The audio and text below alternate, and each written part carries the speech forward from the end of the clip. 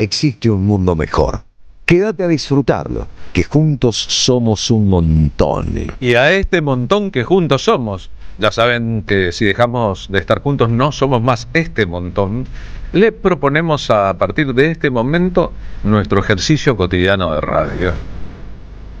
De 14 a 16, de lunes a viernes, de enero a diciembre, aquí en la AM 530, somos radio, siguiendo aquella vieja idea de Eve Bonafini, lo viejo funciona, respecto a que, al fin y al cabo, la radio termina funcionando en los teatros de la mente.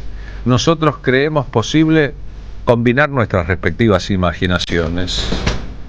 Nosotros imaginamos, ojalá el poder esté en la imaginación alguna vez, un programa de radio diferente, que en la era del streaming, gracias a todos los que ven la transmisión en el canal de YouTube de la M530 o más tarde entran y consumen nuestros contenidos, la radio es algo más que sonido e imagen. Si le metemos imaginación es evocación también. A veces esa evocación nos dispara a nosotros otro tipo de imágenes que no son las de los planos de las cámaras, sino las que tenemos adentro.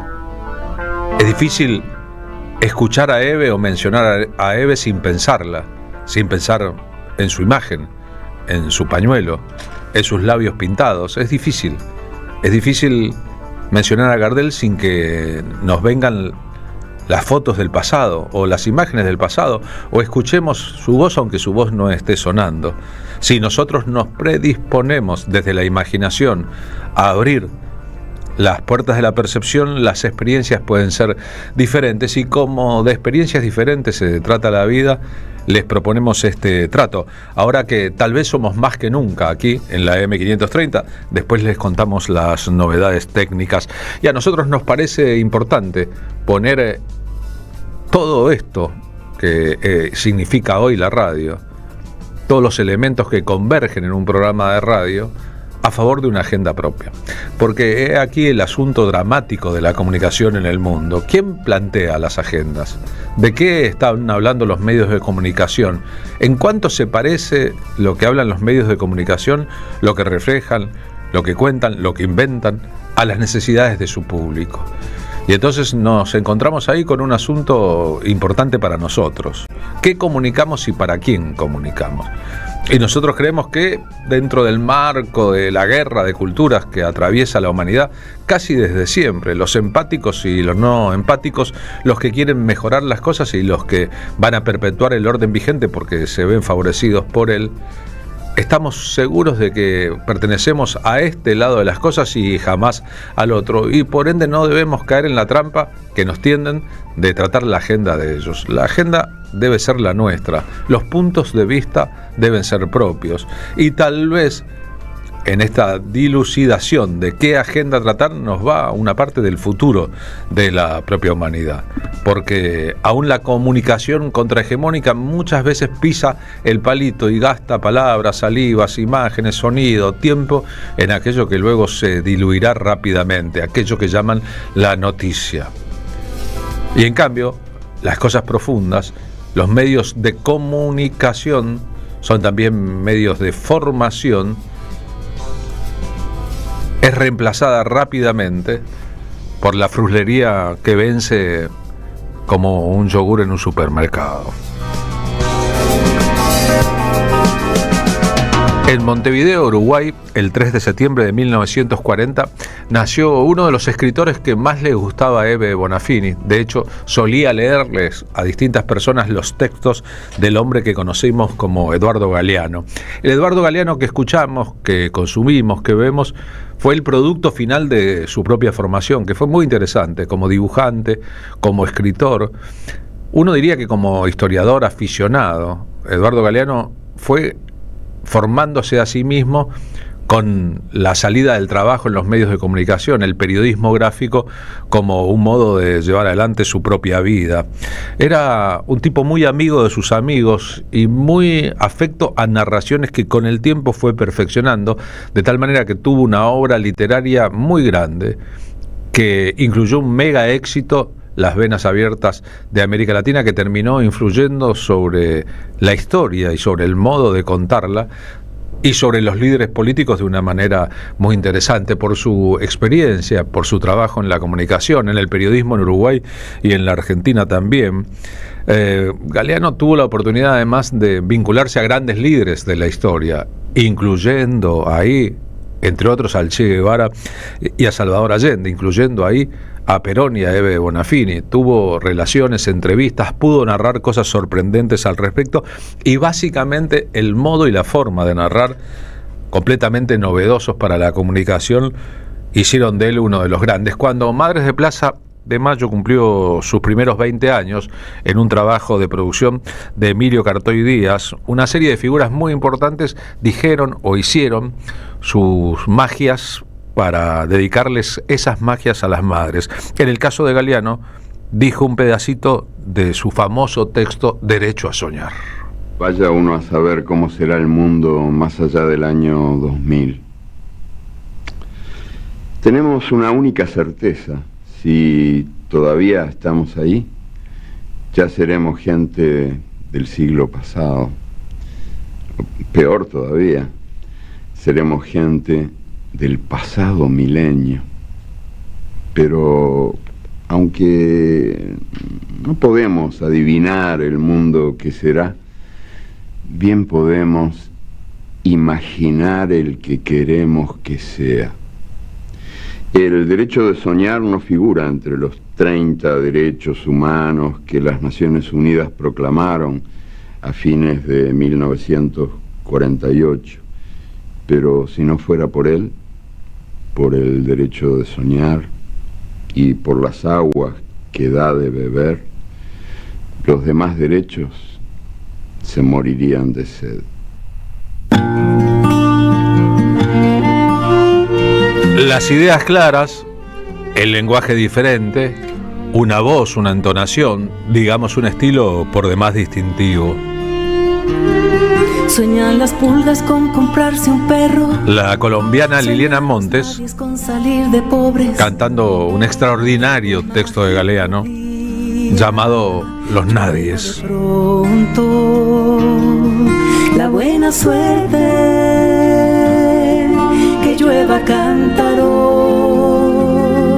la buena suerte. Eduardo fue un escritor muy exitoso, prolífico y exitoso. Pero la buena suerte no llueve ayer, ni hoy, ni mañana, ni nunca. Con mucho público, no solo en su Uruguay natal y en Argentina, su país más cercano, casi que su otra casa, sino también en España, en México, en Colombia. Los hijos de nadie, los dueños de nada,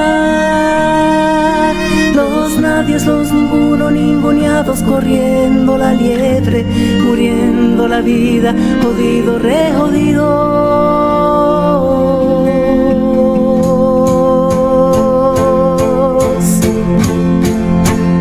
Los dueños de nada. Los dueños de nada, los nadies, los que suelen valer menos que la bala que los mata. A veces Eduardo Galeano tenía esa cosa artística de contar de manera muy simple cosas bastante complejas. No profesan religión sino superstición. Tal vez estoy citando una idea de Charles Bukowski sobre la diferencia entre el artista y el intelectual. Él era un intelectual, pero no complejizaba las cosas simples, sino que simplificaba las cosas difíciles. Respecto a la costumbre de Eve Bonafini de andar por el mundo con un librito de Galeano, con un libro, con una obra de Galeano, y muchas veces compartirla con personas que a lo mejor nunca habían leído, pero que se quedaban escuchándola a Eve. Esta es la narración de Eve Bonafini, de Eduardo Galeano, La muerte de Evita. Hoy es un día para recordar a alguien que hizo tanto bien a nuestra patria. Y voy a leer algo que escribió Galeano, que es un escritor que quiero mucho y que siempre escribe cosas tan lindas. Aunque sea de esto que es tan triste, le da belleza también a la muerte. La muerte de Evita, por Eduardo Galeano. Viva el cáncer, escribió alguna mano enemiga en un muro de Buenos Aires. La odiaban, la odian los bien comidos, por pobre, por mujer, por insolente. Ella los desafía, hablando, y los ofendía viviendo. Nacida para sirvienta, o a lo sumo para actriz de melodramas baratos. Evita se había salido de su lugar. La querían, la quieren los malqueridos. Además, Evita era el hada rubia que abrazaba al leproso y al haraposo y daba paz al desesperado, el incesante manantial que prodigaba empleos, colchones, zapatos, máquinas de coser, dentaduras postizas, ajuares de novia. Sí, ajuares de novia. Los míseros recibían estas caridades desde al lado, no desde arriba. Aunque Evita luciera joyas despampanantes y en pleno verano ostentaba abrigo de bisón. No es que le perdonaban el lujo, se lo celebraban. No se sentía el pueblo humillado, sino vengado por los atavíos de reina. Era una reina. Ante el cuerpo de Evita, rodeado de claveles blancos, desfila el pueblo llorando. Día tras día, noche, 3 noches, la hilera de antorchas. Una caravana de 2 semanas de largo. Los señores de la tierra suspiran ataviados los usureros y también los mercaderes. Muerta Evita, el presidente Perón es un cuchillo sin filo.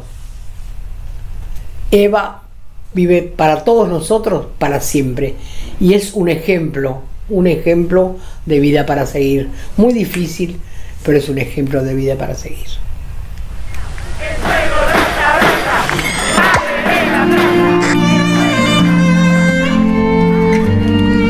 ¿Ustedes recuerdan, porque son hechos más o menos recientes, que un día en una cumbre de presidentes, cuando el por entonces presidente de Estados Unidos, Barack Obama, dijo estar muy interesado en cambiar una parte del piné de las relaciones de su país con América Latina, el comandante bolivariano Hugo Chávez le entregó una versión en inglés de Las venas abiertas de América Latina de Eduardo Galeano? Le dijo: Barack Obama, si usted está tan interesado en mejorar las relaciones estadounidenses con América Latina, lea este libro. Eso, a su vez, disparó un fenómeno de ventas de la edición en inglés de Las venas abiertas de América Latina, que, vaya curiosidad, a Galeano no le caía al final de su vida tan simpático, porque era un libro que para él se situaba en su propio pasado como escritor, que lo había hecho importante, que lo había hecho, si se quiere, famoso, que lo había hecho influyente, pero que ya no reflejaba la métrica con que quería narrar. Aquí, en el año 2004, en una conferencia dictada en Italia, Eduardo Galeano habla de ese extraño dictador que fue Hugo Chávez, que siempre gobernó por voto mayoritario en Venezuela.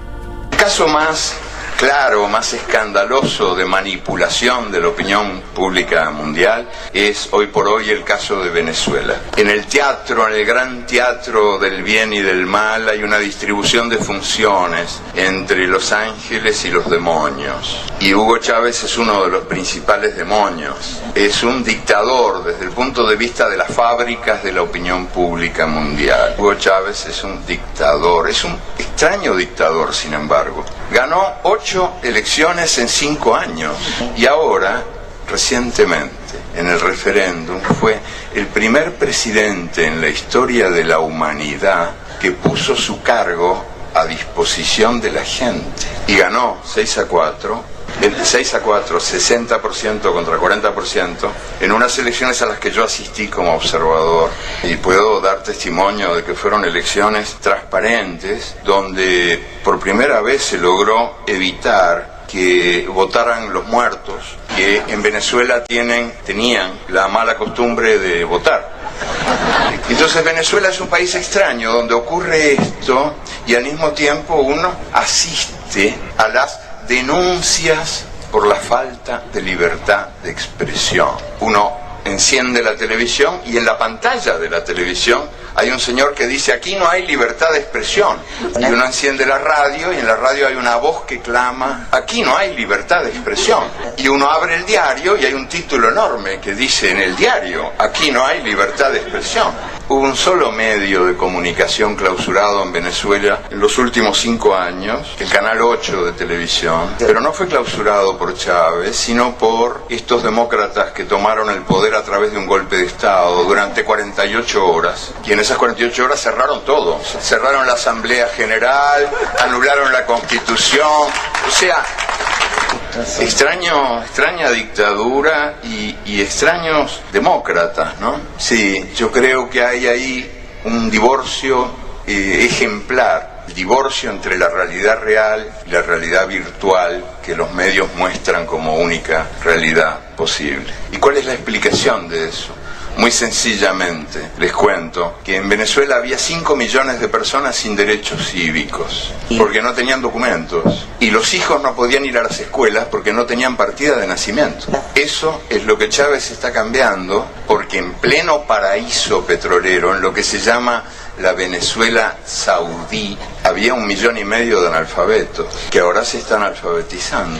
Y esto explica la furia de los grandes medios llamados de comunicación que incomunican a la gente, de comunicación incomunicante. Y también explica el resultado de esta elección y de las elecciones anteriores, porque hay un pueblo que resume su actitud de perfecta manera a través de la frase que dijo un venezolano pobre que fue encuestado recientemente. Sí, que es más expresiva que cualquier discurso. Dijo: yo no quiero que Chávez se vaya porque no quiero volver a ser invisible.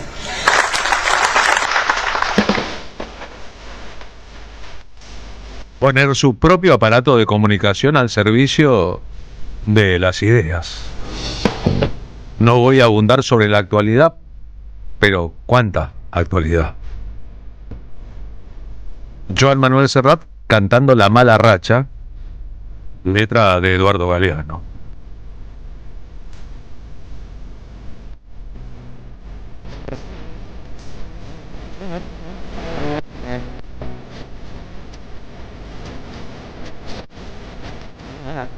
Es bueno decir que muchísima gente conoció a Eduardo Galeano en programas de televisión, tanto como invitado de los programas a hacer lo suyo, siempre con buen gusto y solvencia.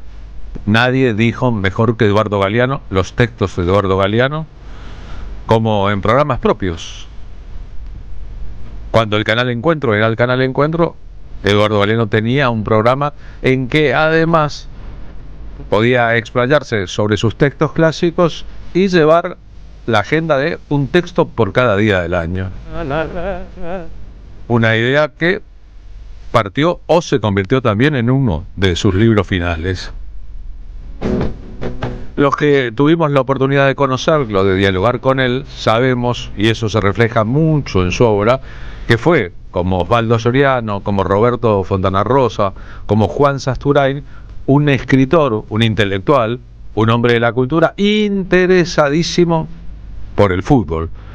Y no por el negocio del fútbol, sino por la expresión cultural que el fútbol resulta. Al respecto tiene trabajos ejemplares. Cuando en Rosario, la tierra de Fontana Rosa, hicimos hace unos años un espectáculo de homenaje al Che Guevara al cumplirse 90 de su nacimiento, incluimos una historia de Eduardo Galeano, que es una historia de cierto filo.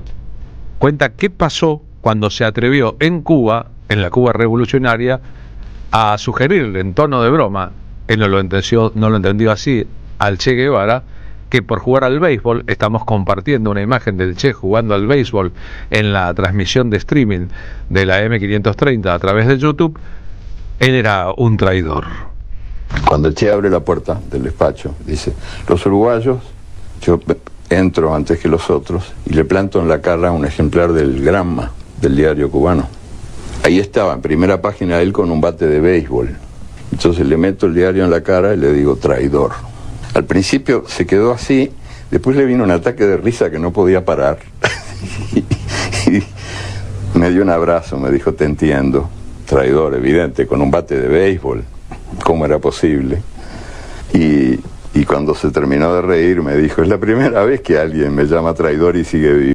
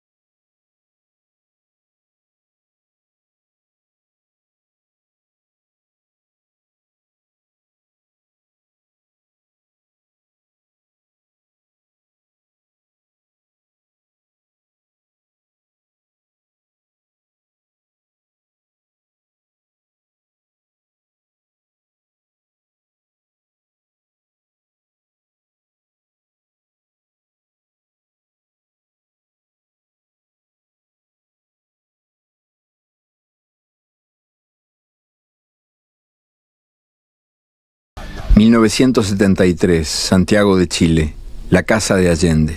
Antes que el Palacio Presidencial, han bombardeado la Casa de Allende. Tras las bombas, los militares entraron aniquilando lo que quedaba. A bayonetazos se embistieron contra los cuadros de Mata, Guayasamín y Portocarrero, y a golpes de hacha reventaron los muebles. Ha pasado una semana. La casa es un basural. Brazos y piernas de lata de las armaduras que adornaban la escalera yacen desparramados por ahí. En el dormitorio, un soldado ronca, durmiendo la mona a pata suelta, rodeado de botellas vacías. En el living se escuchan quejidos y jadeos. Allí todavía está de pie, todo descuajaringado, pero de pie, un gran sillón amarillo. Sobre el sillón, la perra de los Allende está pariendo. Los cachorritos, ciegos todavía, le buscan el calor y la leche. Ella los lame.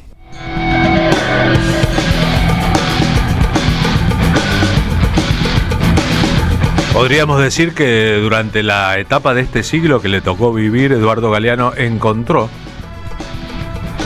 por fin, si se quiere, un lugar de quietud en su Uruguay, un lugar de ritos, ir a tomar todos los días café al mismo bar y un reconocimiento extraordinario. Existe un Montevideo de Galeano y existe un Galeano que en la Argentina hizo escuela también.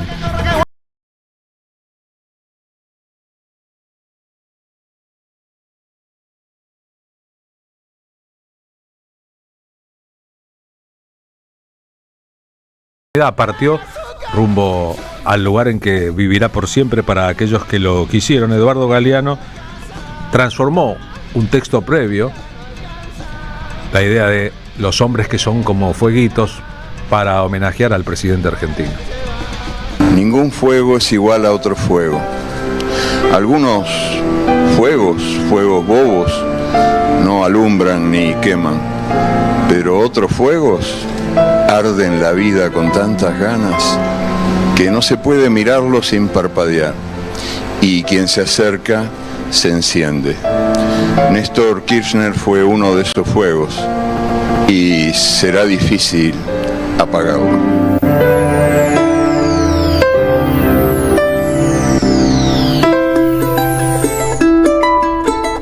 Así que aquí, recordando lo que no se apaga, los fuegos vivos, estamos celebrando, aunque él no está en este mundo, el cumpleaños 85 de Eduardo Galeano. Un montón de gente. Marta Gómez y Gaddafi Núñez, a partir del mundo de Eduardo Galeano. El mundo es eso. Y los fueguitos que son eternos, como los abrazos, Fueguitos. Un mar de fueguitos. nos ayudan a completar uno de los tantos retratos posibles. De gente. Un mar de fueguitos. Del